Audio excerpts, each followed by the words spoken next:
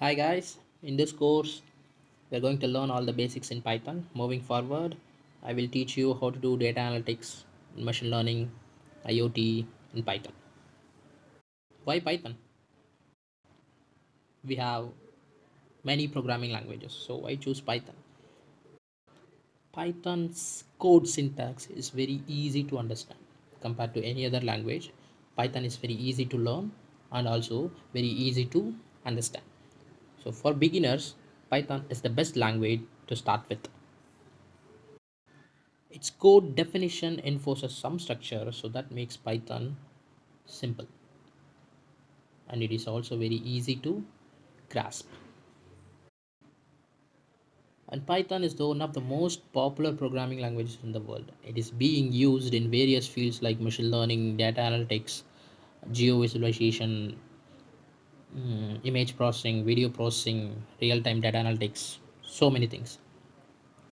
And Python code is portable. That means you can code in Windows. The same code runs in Linux too, in any other platform, Mac, any other platform. So that is code portability. Okay, let's get started. First, we need to install Python. So for Windows user, we need to install Python. Linux comes with Python. So Linux user just skip the installation part and download editor only. So we have so many editors. Just download any of your editors available in internet, or I will show some available editors. So I'm going to use Sublime Text in this course. You can use Tony, Autumn, PyCharm, Vim, Eclipse, PyDave, so any editor, that's your wish. So I'm going to use Sublime Text. If you don't want to install Python or any editor, you can simply go to this website and then you can execute your Python code. So pythonanywhere.com, pythonfiddle.com, Google Colab. So you can visit any website and you can do whatever I'm doing with the Sublime Text. You can do the same in this website also. Okay, let's code our typical hello world program. So whatever the language is, the first tutorial always starts with hello world. Let's start. So before coding, I want you to show some installation procedure for installing Python.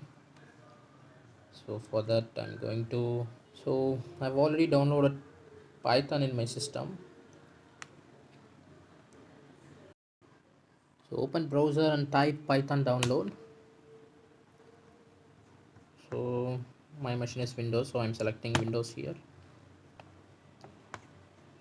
and then choose Python 3.8.3. so that is the latest version in Python. Go to bottom and then choose this file. I've already downloaded this file.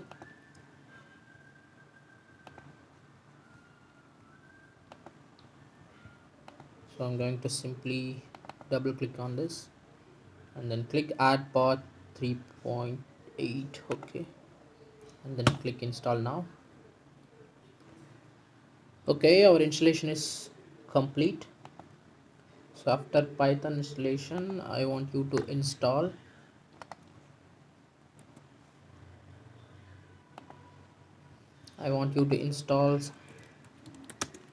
Sublime Text.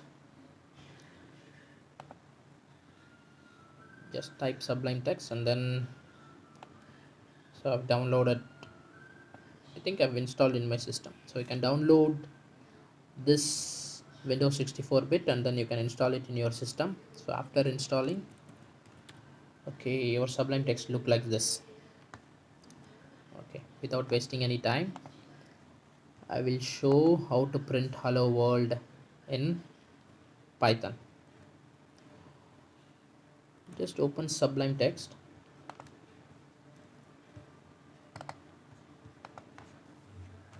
The syntax for print hello world is just use print function. So this is the syntax to print any string in Python.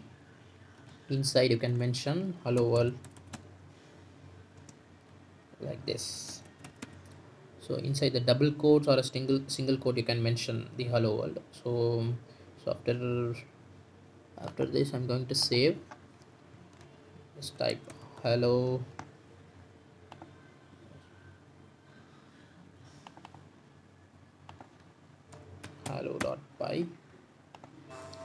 I'm going to replace. Now the color changed.